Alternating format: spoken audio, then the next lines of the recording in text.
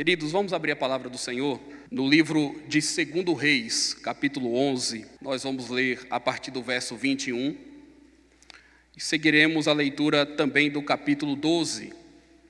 E esse será o texto da nossa exposição. A palavra do Senhor assim nos diz: Era Joás da idade de 7 anos quando o fizeram rei. No ano 7º de Jeú começou Joás a reinar e 40 anos reinou em Jerusalém.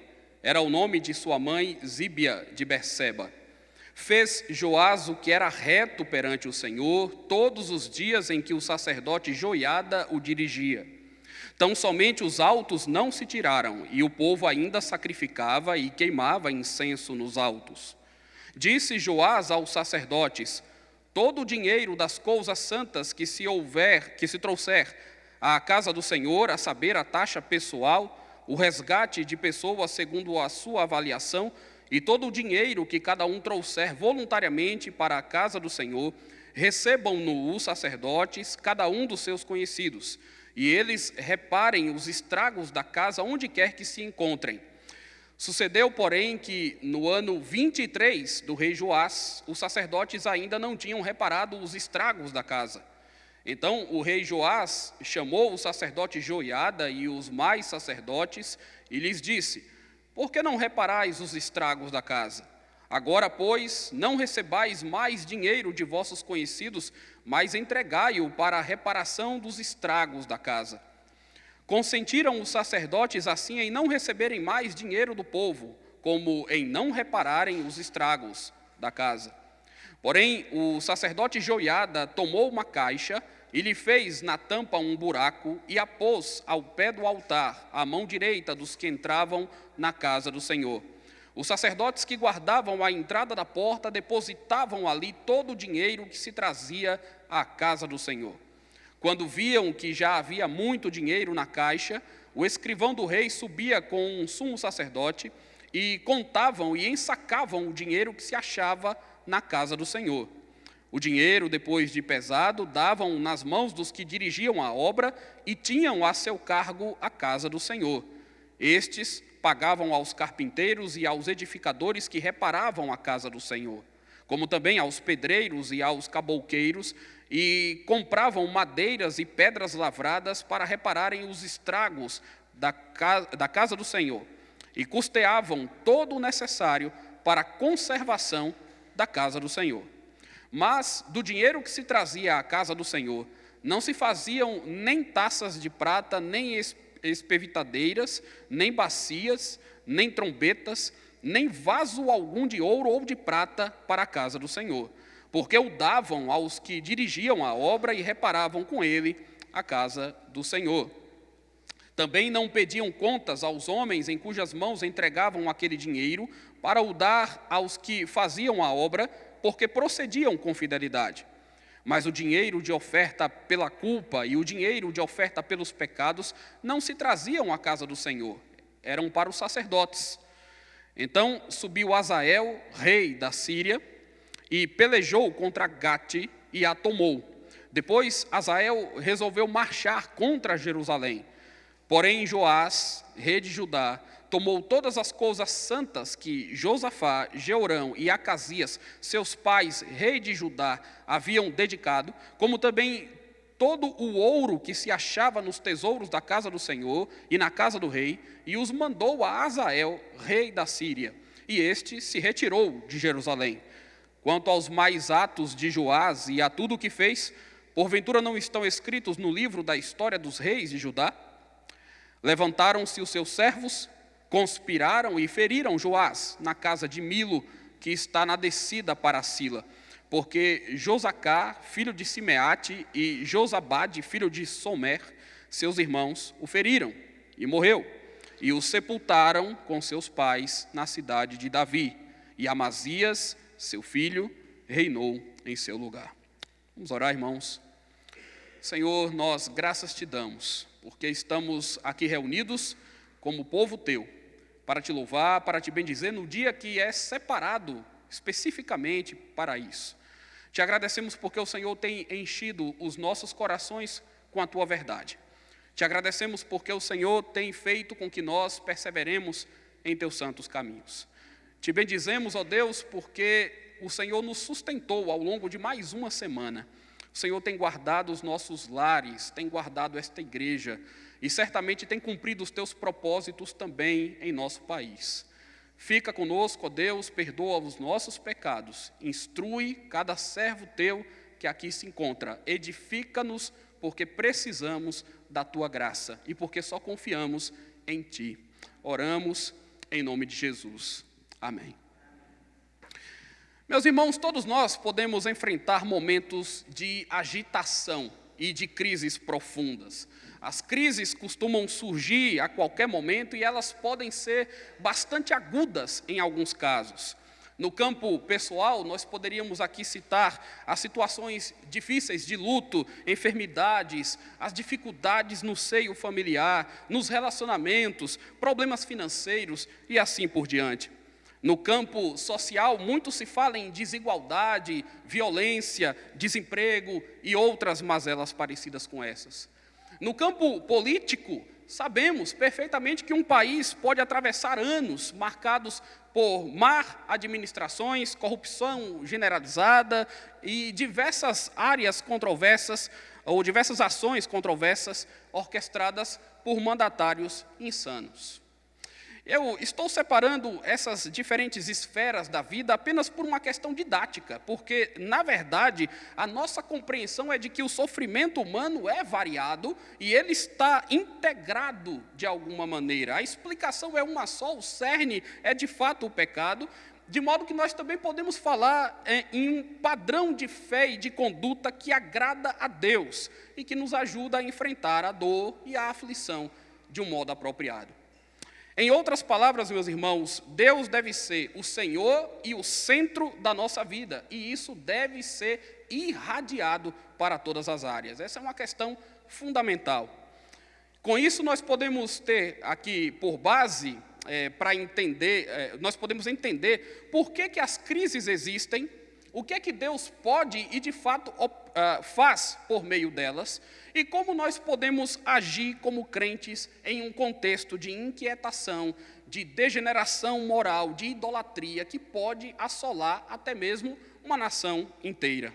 Nós sabemos o que isso significa, porque em nosso país alguns episódios e escândalos concretizam essas coisas e, infelizmente, as tornam significativamente frequentes.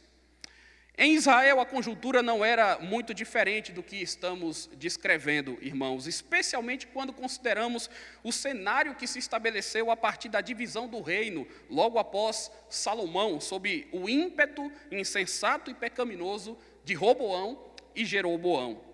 A partir daquele momento, nós temos um quadro de instabilidade, em que vários monarcas começam a se suceder no poder, tanto no Reino do Norte quanto no Reino do Sul.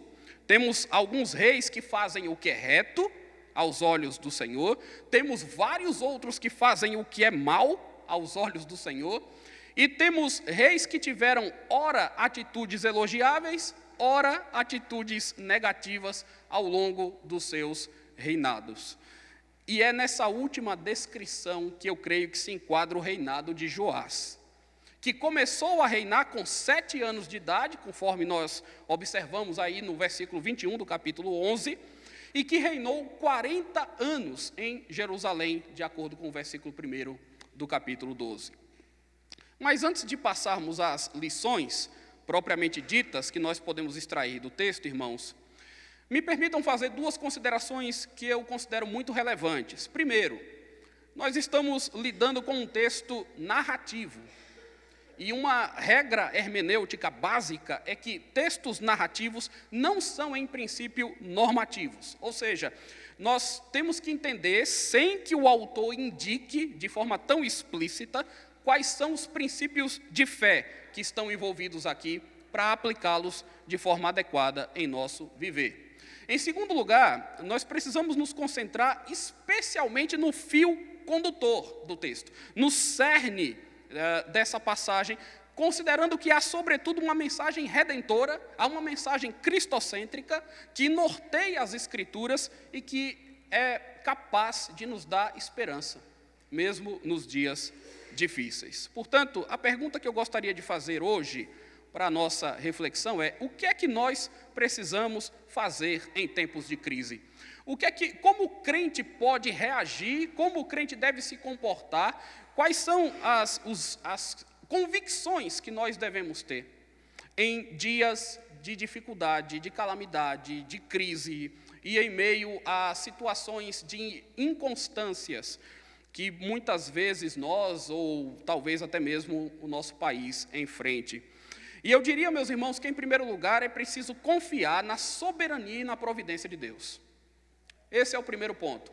Como crentes, em tempos de crise, nós temos que confiar na soberania e na providência de Deus. Eu faço essa ressalva porque, se observarmos o contexto próximo do texto que nós lemos, nós vamos ver o final do reinado de Acasias. Acasias foi o rei que antecedeu Joás. Ele foi morto por Jeú, e creio que os irmãos também já puderam observar essa passagem. E depois que Acasias morreu, nós temos um episódio também bastante delicado em que Atalia, de forma louca, tenta usurpar o trono e, de fato, ela começa a matar os herdeiros naturais de Acasias, mas Joás, que era um descendente dele, teve a sua vida preservada. Então, é isso que o contexto próximo nos revela. Se você voltar um pouquinho aí a sua Bíblia, lá em 2 Reis, capítulo 8, versículo 27, nós temos ali um relato do que foi o reinado de Acasias. O verso 27 do capítulo 8 diz assim, que ele andou no caminho da casa de Acabe, e que ele fez o que era mal perante o Senhor, como a casa de Acabe, porque era genro da casa de Acabe. Quando passamos ao capítulo 11, já mais próximo do nosso texto, nós vamos observar os 3 primeiros versículos, e aí nós temos a seguinte descrição. Vendo Atalia, mãe de Acasias, que seu filho era morto, levantou-se e destruiu toda a descendência real. Mas Jeuzeba, filha do rei Jorão e irmã de Acasias, tomou a Joás, filho de Acasias, e o furtou dentre os filhos do rei, aos quais matavam, e pôs a ele e a sua ama numa câmara interior, e assim o esconderam de Atalia, e não foi morto. Jeuzeba o teve escondido na casa do Senhor 6 anos. Nesse tempo, Atalia reinava sobre a terra. Então, observem aqui, meus irmãos, o que tinha acontecido. Nós começamos aqui a leitura do capítulo 12, que diz que Joás tinha 7 anos de idade quando começou a reinar.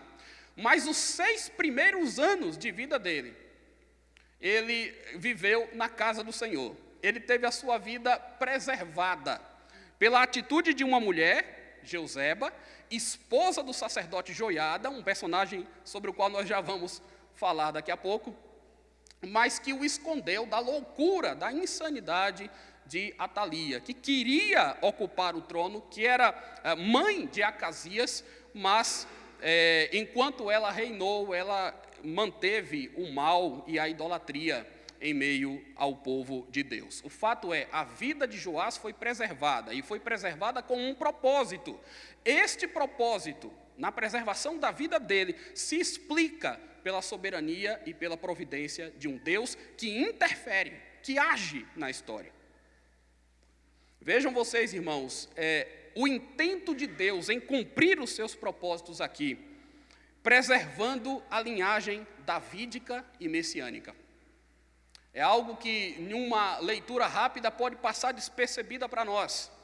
Mas esse é o ponto fundamental. Deus, soberanamente, está dirigindo a história. Não interessa quem está no trono, quem é derrubado. Deus é quem abate os reis, Deus é quem levanta reis. Ele abate nações e ergue nações. Ele está no comando. E é nesse Deus que nós confiamos, é a esse Deus que nós servimos.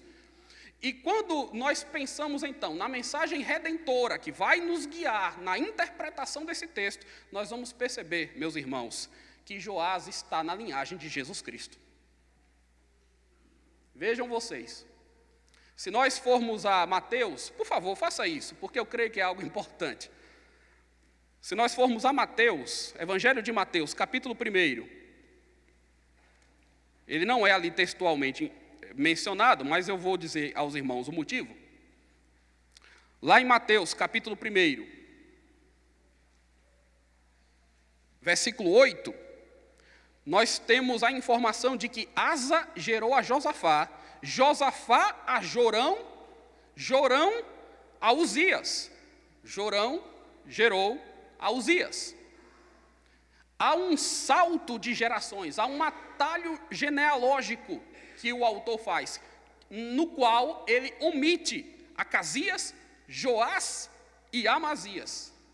E é de onde vem o Cristo. O que nós vamos observar, meus irmãos, é que desde o início da história, desde o Gênesis, nós temos uma luta, uma batalha entre a santa semente de Deus e a semente da serpente. A grande luta cósmica que existe, que sempre existiu, que vai existir até o fim dos tempos, é justamente essa. E no Antigo Testamento, em especial no Antigo Testamento, nós percebemos que há uma tensão muito constante, no sentido de, será que Deus vai cumprir realmente os propósitos dele? Será que o Messias realmente vai ser enviado? Porque há vários episódios dramáticos em que parece que a linhagem messiânica vai ter um fim, em que parece que Deus não vai cumprir os seus propósitos, em que os filhos de Davi vão ser exterminados, em que a igreja vai sucumbir. Há vários momentos assim, meus irmãos.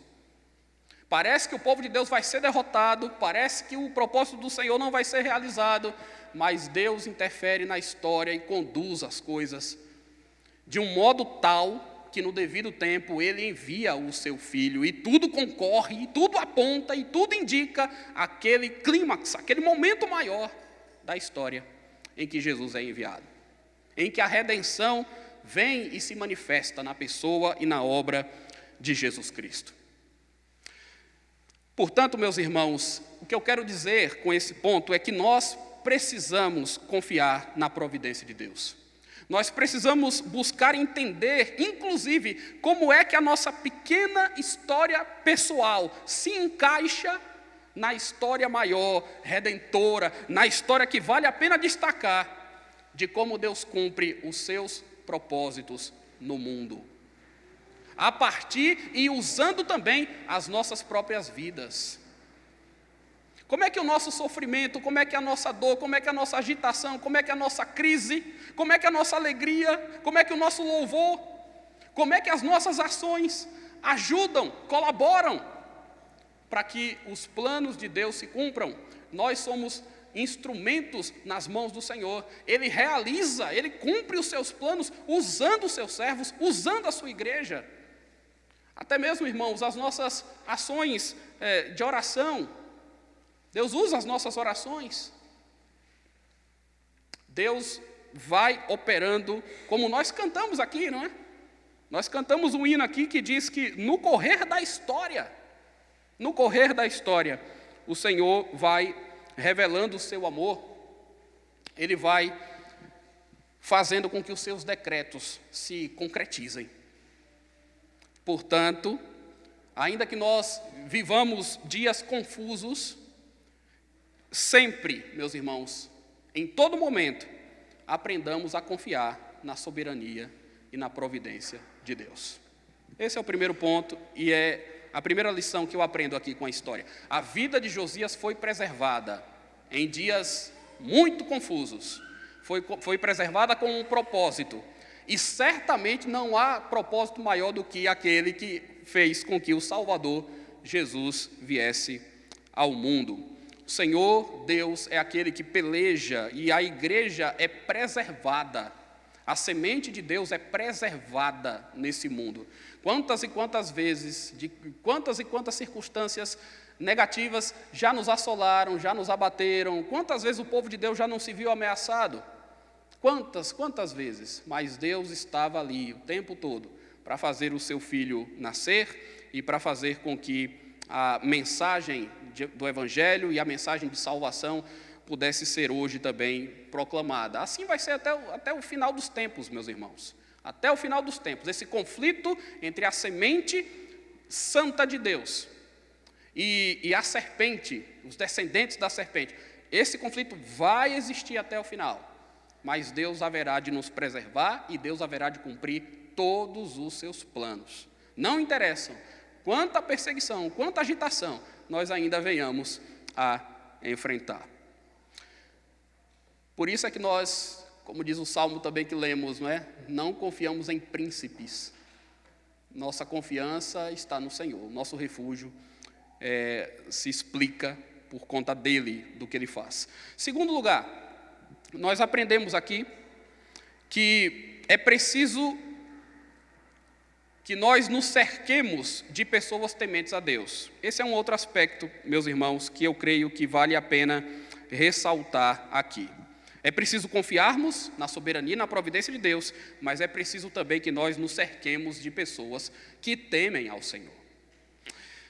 E eu quero, com isso, demonstrar que o sacerdote Joiada, que é uma figura muito, muito importante aqui nesse cenário, vai exercer uma influência grande sobre o rei Joás.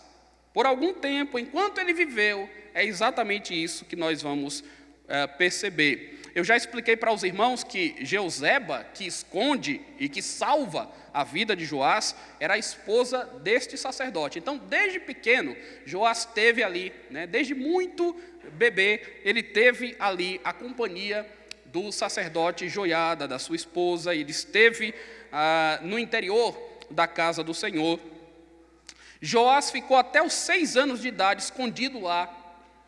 Joiada, no capítulo 11, vocês podem observar isso, também no livro dos Crônicas, vocês vão ver que Joiada planejou e organizou tudo para que Joás assumisse o trono, instou Joás para que ele fosse fiel a Deus desde o começo. Portanto, ele exerceu, Joiada foi um sacerdote e um tutor, que exerceu uma poderosa influência sobre o rei Joás. Enquanto ele esteve vivo, ele fez a diferença. E que diferença que ele fez? Vejam o versículo 2. Versículo 2 do capítulo 11. Irmãos, versículo 2 do capítulo 12. Fez Joás o que era reto perante o Senhor. E seria muito bom se o texto parasse por aqui. Porque o detalhe que vem a seguir, daqui a pouco também a gente vai ver que é revelador de algo que não é tão bom assim. Fez Joás o que era reto perante o Senhor, todos os dias em que o sacerdote Joiada o dirigia. Todos os dias em que ele pôde exercer ali a sua autoridade, todos os dias em que ele pôde exercer ali a sua influência. Imaginem, Joás começa a reinar com 7 anos de idade. Nós sabemos muito bem que quem acaba respondendo e tomando as ações naquele momento é alguém adulto, responsável.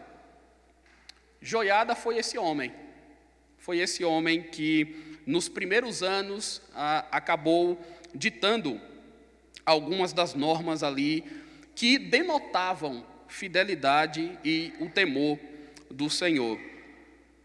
Joiada, irmãos, portanto, é uma figura muito importante. Vejam que, diante de grandes responsabilidades que nós assumimos na vida, eu diria que é imprescindível que nós nos cerquemos de bons conselheiros. E quanto maior é a responsabilidade que nós temos, mais sábios nós seremos se buscarmos estar ao lado de bons conselheiros. Imagine um rei, ou um rei jovem, um governante inexperiente, imaturo. Ele fará muito bem se ele tiver os ouvidos abertos para ouvir pessoas que de fato o ajudem, que de fato apontem uma direção que agrade a Deus. É imprescindível. Homens e mulheres tementes a Deus. Essas são as melhores companhias. Essas são as melhores companhias que nós podemos ter. Homens e mulheres que temam a Deus, que entendam o que é pecado, que creiam em Jesus Cristo. Vejam até, irmãos, uma coisa muito importante, teologicamente falando. Deus é chamado na Bíblia, dentre outras coisas, de conselheiro. Essa é uma expressão que se aplica a Deus. Quem não se lembra de Isaías profetizando acerca de Cristo, dizendo ele é o maravilhoso conselheiro? De que forma a palavra do Senhor tem dado direção para as nossas vidas, meus irmãos? De que modo nós tomamos conselho? De que modo nós avaliamos se um conselho é bom ou ruim? De que modo nós aconselhamos e instruímos os outros? Já pararam para pensar nisso? Na importância que você pode ter na instrução dos mais jovens. Vejam que o apóstolo Paulo, escrevendo a Tito, ele diz que as mulheres mais experimentadas devem orientar as mulheres mais jovens. Imaginem vocês, que são pais de família, a influência que vocês têm ou podem ter, aconselhando suas esposas, orientando seus filhos. Vocês, esposas, também, temendo a Deus. Paulo diz que a mulher crente pode ganhar o esposo no convívio, pelo testemunho, pela sabedoria. Quanta influência boa e positiva nós não podemos exercer na vida das pessoas e como isso faz uma imensa diferença no contexto do lar, no contexto da igreja, no contexto de uma nação inteira. Uma nação que estava ali, sob o comando de um rei extremamente jovem, que foi muito ajudado por alguém experiente, que temia ao Senhor. Enquanto Joiada viveu, Joás fez o que era reto aos olhos do Senhor. Portanto, se nós nos cercarmos de pessoas tementes a Deus, nós certamente acertaremos mais o alvo, né, do que erraremos. Muito importante, irmãos, que nós tenhamos isso diante de nós. É importante que vocês, pais, prestem atenção aos seus filhos, com quem eles andam, quais são as amizades que eles têm, as influências externas, como essas coisas influenciam, né? Aquilo que a gente vê, aquilo que a gente ouve, a nossa conversação e coisas desse tipo. Portanto, eu aprendo aqui também, meus irmãos, que nós, em tempos de crise, sobretudo, precisamos também nos cercar de pessoas tementes a Deus. Em terceiro lugar, eu também vejo aqui no texto que nós precisamos perseverar no serviço do reino. Quanto mais a situação clama, quanto mais a situação é difícil, mais ainda nós temos que perseverar, confiar no Senhor e fazer o nosso trabalho. Não esmorecermos, não desistirmos, seguir adiante. E aí, queridos, eu quero fazer referência à parte maior do nosso texto, para fixar esse ensinamento. A partir do final, da segunda metade do versículo 3 até o versículo 16. A segunda metade do versículo 3 é importante. O verso 3, na verdade, né, é importante, porque ele diz que os altos não tinham se tirado, que o povo ainda sacrificava e queimava incenso nos altos. Então Joás fez o que era reto, Joiada exercia influência sobre ele, mas alguns problemas ali de ordem espiritual, moral, ainda existiam.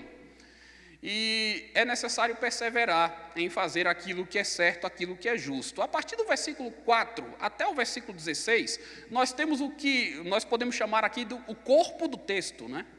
É o corpo do texto, é a maior parte do texto.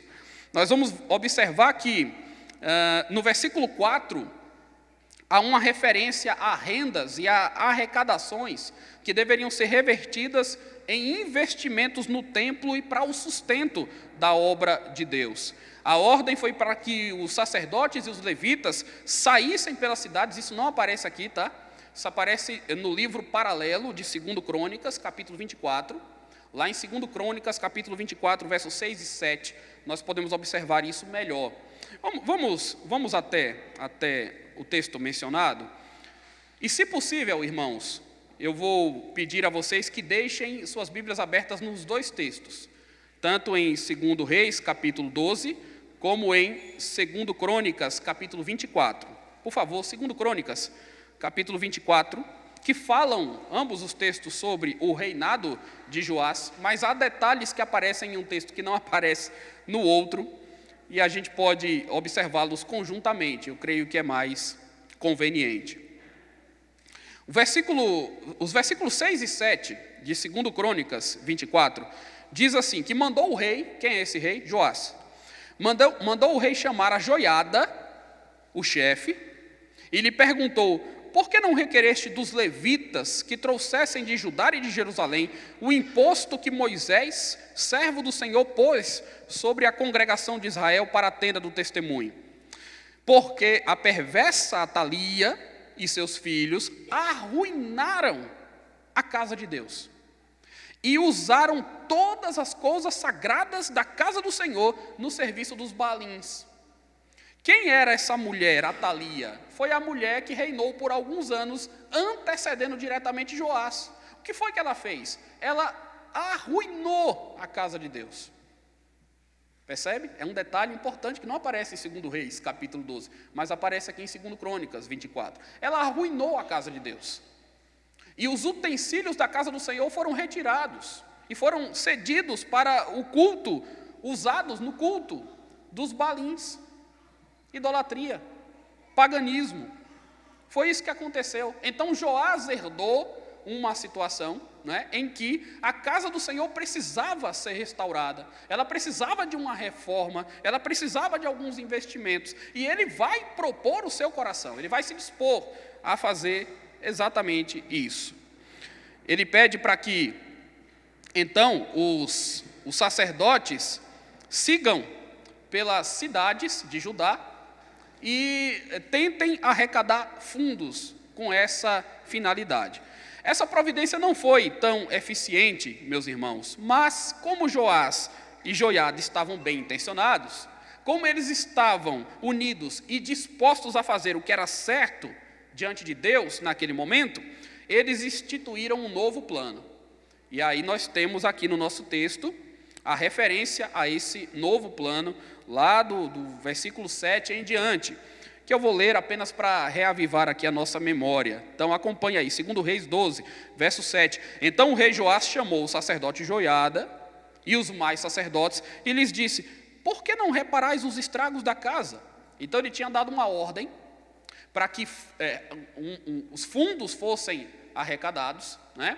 Para que o que o texto de Crônica chamou de imposto de Moisés, né? Para que as rendas fossem revertidas, fossem acumuladas e revertidas na reforma da casa do Senhor, não é? E passou o tempo e isso não aconteceu. Então é agora que Joás chama de novo o sacerdote, os outros sacerdotes e Joiada, e diz, por que vocês ainda não fizeram o trabalho? Por que a casa do Senhor ainda não foi reparada?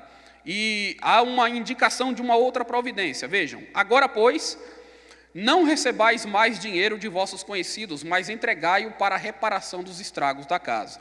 Os sacerdotes vão consentir, ali na altura do versículo 8, e no verso 9, Joiada também tem uma atitude inédita até então, né? Verso 9 diz, porém, o sacerdote Joiada tomou uma caixa e lhe fez na tampa um buraco e a pôs ao pé do altar e à mão direita dos que entravam na casa do Senhor.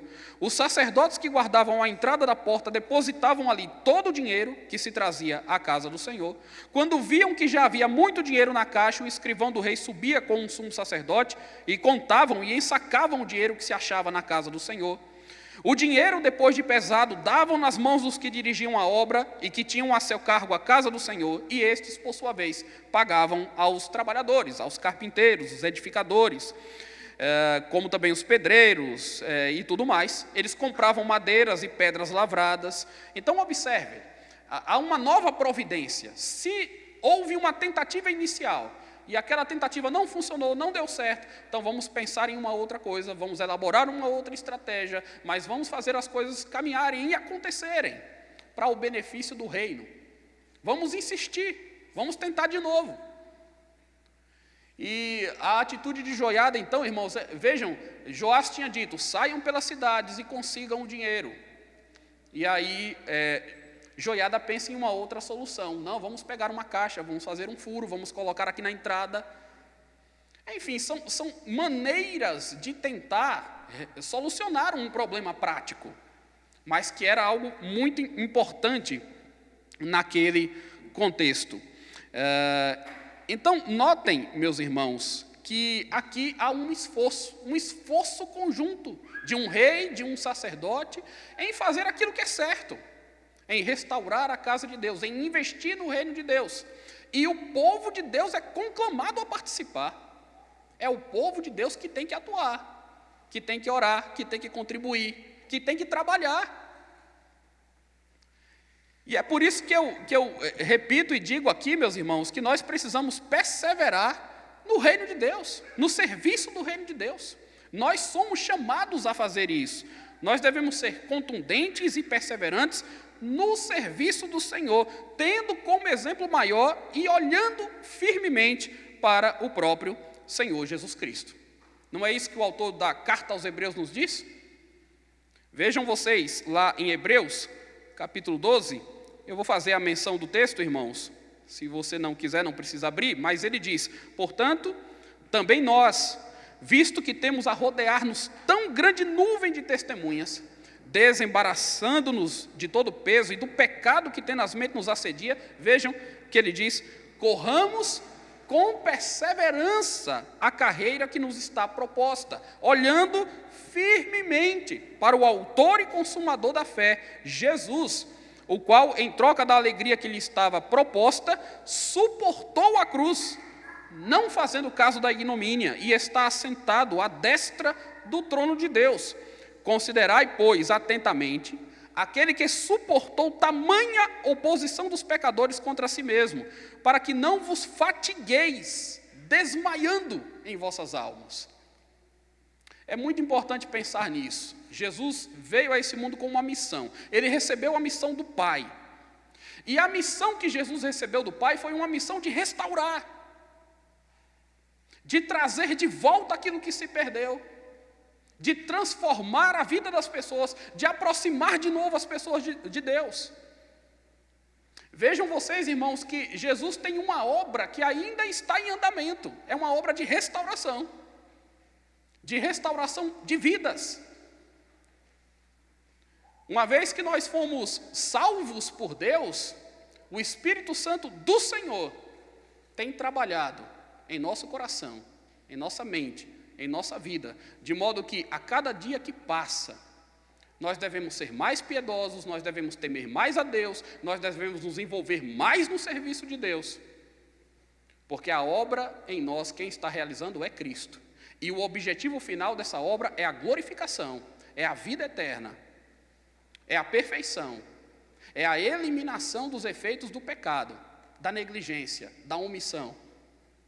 O Senhor nos chama ao trabalho, meus irmãos, e trabalhar para o Senhor é um privilégio muito grande, é assim que nós temos que pensar.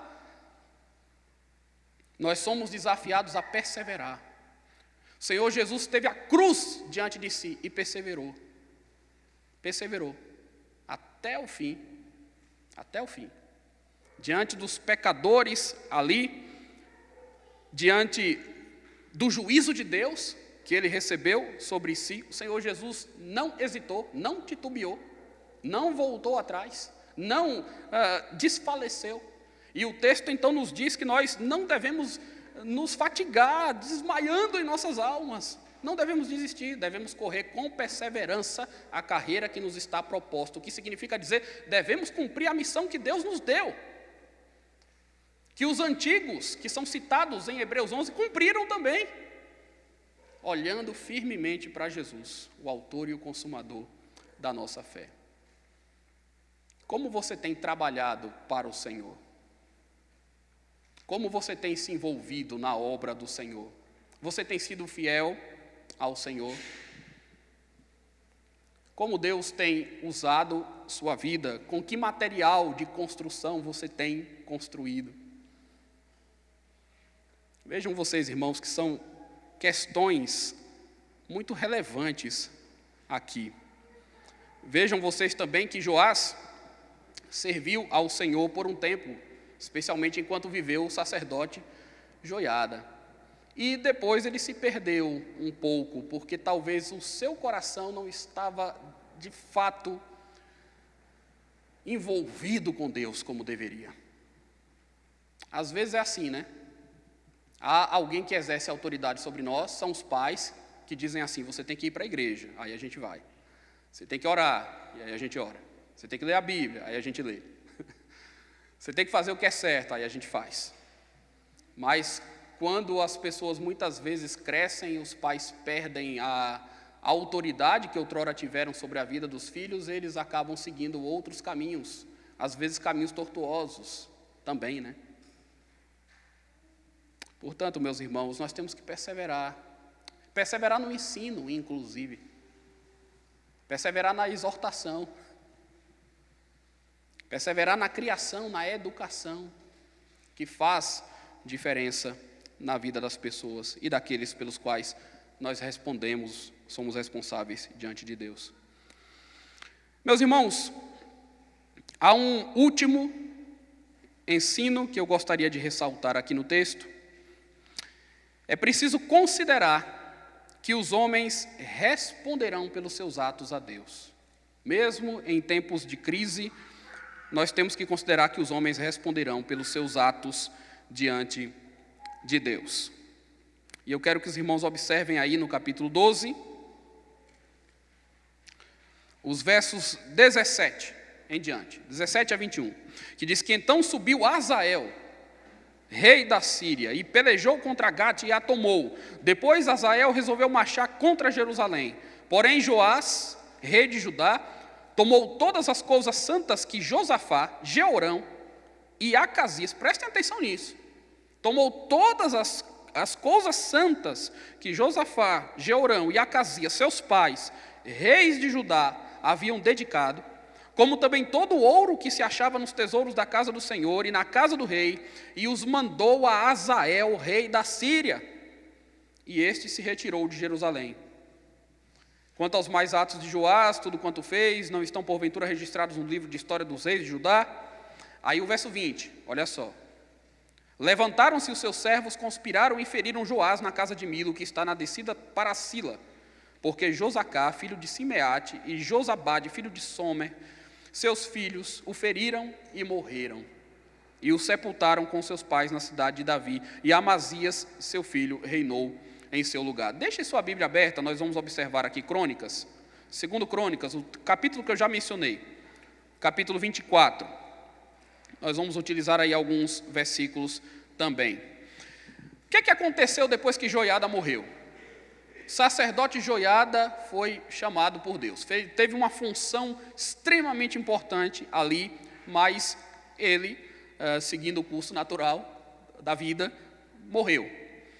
E aí nós temos aqui, irmãos, informações no segundo livro de Crônicas, capítulo 24, que nos dão a noção exata do que ocorreu a partir daquele momento. Vejam vocês. Primeiro, nós temos a informação de que Joás tolamente se deixou convencer pelos idólatras. E isso nos remete de volta ao ponto 2, que nós dissemos aqui, que é importante, enquanto fazemos a obra do Senhor, e em tempos de crise, é muito importante nós nos cercarmos de pessoas tementes a Deus. Joiada era um homem temente a Deus, mas Joiada se foi, e agora Joás vai dar ouvidos a homens que não tinham o temor do Senhor. Esse é o primeiro problema. Vejam vocês que diz aí os versos 17 e 18 de 2 Crônicas 24. Depois da morte de Joiada, olha só, depois da morte de Joiada, vieram os príncipes de Judá e se prostraram perante o rei, e o rei os ouviu. Verso 18: deixaram a casa do Senhor, Deus de seus pais, e serviram aos postes ídolos e aos seus ídolos. E por essa sua culpa veio grande ira sobre Judá e Jerusalém. Que coisa triste, não é? Que coisa triste. Um rapaz, um homem, que desde cedo foi criado no ambiente da casa do Senhor. Um homem que conviveu com um sacerdote que o criou, que o instruiu, que basicamente tomou a dianteira do seu reinado por um bom período, estimulando e fazendo aquilo que era reto aos olhos de Deus. Esse homem morre e a gente percebe agora um Joás perdido, dando ouvidos a quem não deveria. Homens idólatras o convenceram da adoração pagã. E aí nós temos uma outra questão importante aqui, porque nós vamos ver que Joás se humilhou diante de Azael, rei da Síria. E aí o texto que nós lemos lá de 2 Reis, não é? Ele, diante da ameaça dos sírios, ele vai acabar se humilhando diante de Azael. O que foi que ele fez, meus irmãos? Ele cedeu, ofertando, entregando para ele utensílios, tesouros, que eram da casa do Senhor. Uma forma de fazer uma barganha, para não ser ali também atacado, com medo, talvez, de ser destruído. Então nós vamos perceber que foi essa a atitude que ele tomou. E aí nós temos algo extremamente grave que vai acontecer também. Porque a partir do verso, lá em 2 Crônicas 24, a partir do verso 17, nós temos o assassinato de Zacarias. Quem era Zacarias? Filho do sacerdote Joiada. Esse sim, um homem temente a Deus. Então vejam que confusão. Que confusão. Quer dizer, não apenas Joás se afastou dos caminhos do Senhor, como ele se esqueceu, foi ingrato, desconsiderou a memória de um homem que tanto o ajudou, cujo filho foi fiel a Deus e apontou os pecados do povo. O que foi que Joás fez? Providenciou a morte de Zacarias. Vejam vocês isso aqui, meus irmãos, porque o relato é realmente forte, e eu creio que ele explica muita coisa. 2 Crônicas 24, a partir do verso 17. Depois da morte de Joiada, vieram os príncipes de Judá, e se prostraram perante o rei, e o rei os ouviu. Deixaram a casa do Senhor, Deus de seus pais, e serviram aos postes ídolos e aos ídolos, e por essa sua culpa veio grande ira sobre Judá e Jerusalém. Porém, verso 19, o Senhor lhes enviou profetas para os reconduzir a si. Me permitam abrir um parêntese, só um parêntese rápido, para dizer o seguinte: vejam como Deus é misericordioso e paciente. Porque mesmo quando um servo seu, às vezes o seu povo, se desvia dos seus caminhos, ele nunca deixa de enviar a sua mensagem, os seus profetas. Mesmo que os profetas tenham algo duro para dizer, eles sempre vão aparecer para falar em nome do Senhor. E essa é a maneira de Deus reconduzir o seu povo aos caminhos, de Deus despertar a nossa consciência de novo. O que é que vai acontecer? Deus envia os seus profetas. Verso 19, esses profetas testemunharam contra eles, mas eles não deram ouvidos. Joás, que agora já não ouvia Joiada, ouvia homens idólatras e não ouvia os profetas do Senhor. Verso 20, o Espírito de Deus se apoderou de Zacarias, filho de quem? Do sacerdote Joiada, o qual se pôs em pé diante do povo e lhes disse: assim diz Deus, por que transgredis os mandamentos do Senhor, de modo que não prosperais? Por que deixastes o Senhor? Ele também vos deixará. Conspiraram contra ele e o apedrejaram por mandado do rei, no pátio da casa do Senhor. Que roteiro trágico.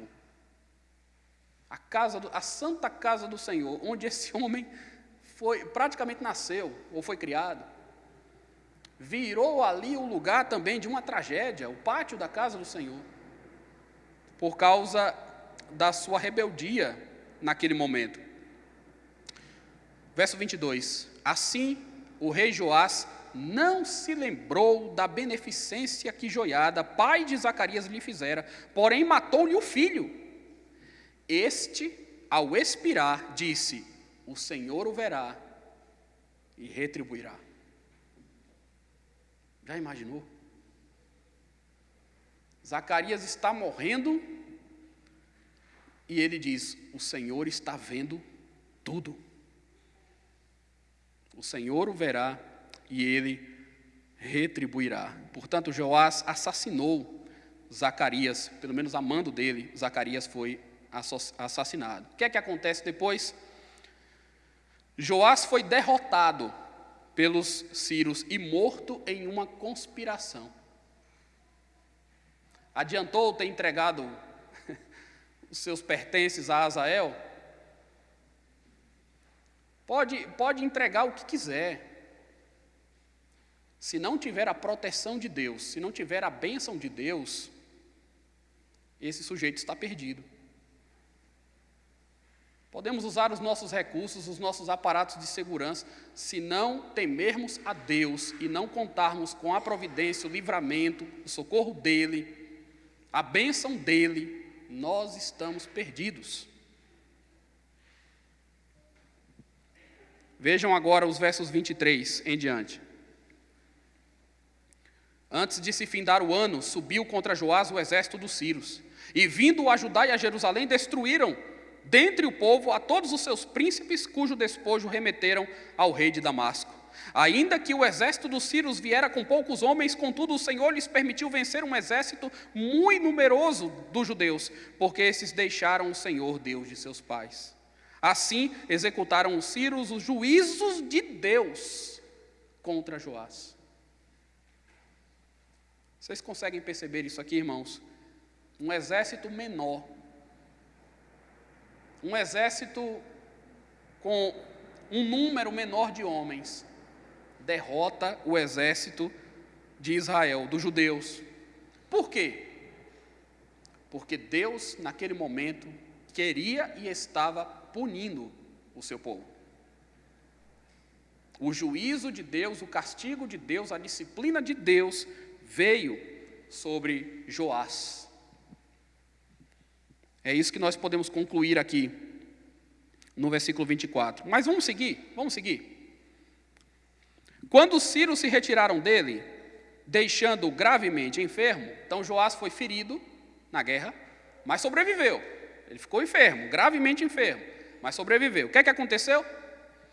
Conspiraram contra ele os seus servos por causa do sangue dos filhos do sacerdote Joiada, e o feriram no seu leito e morreu. Sepultaram na cidade de Davi, porém não nos sepulcros dos reis. Foram estes os que conspiraram contra ele: Zabade, filho de Simeate, a amonita, e Jeozabade, filho de Sinrite, a moabita. Quanto a seus filhos e às numerosas sentenças proferidas contra ele, e a restauração da casa de Deus, eis que estão escritos no livro da história dos reis. E em seu lugar reinou Amazias, seu filho. Meus irmãos, triste fim de um rei que começou tão bem. Foi derrotado, foi ferido na guerra, conspiraram contra ele, lhe tiraram a vida, o castigo de Deus, o juízo de Deus veio sobre ele. O que é que eu quero ressaltar? É que é preciso considerar que os homens responderão a Deus pelos seus atos. Que aquilo que nós fazemos de bom e de ruim atrai consequências às nossas vidas.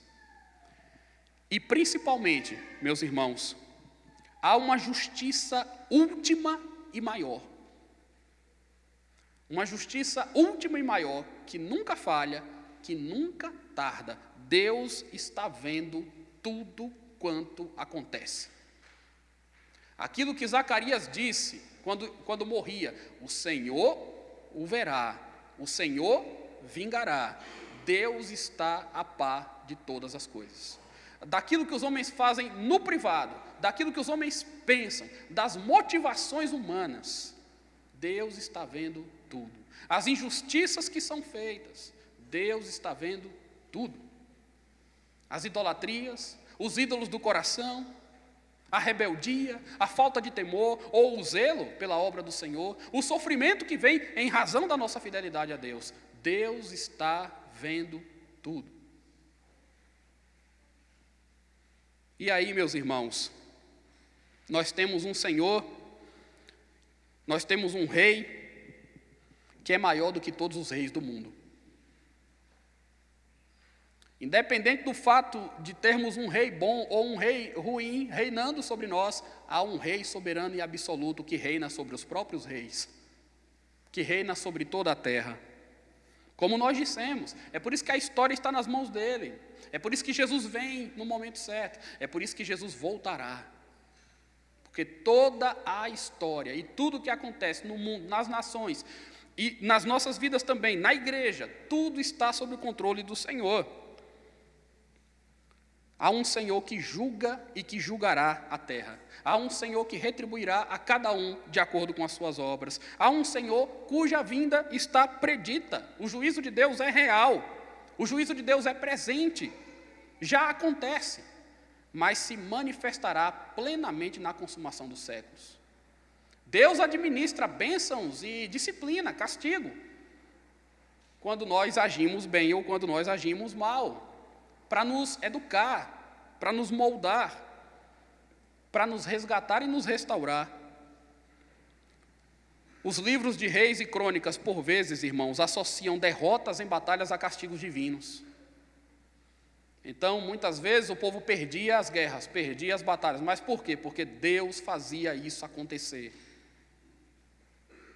Deus fazia isso acontecer.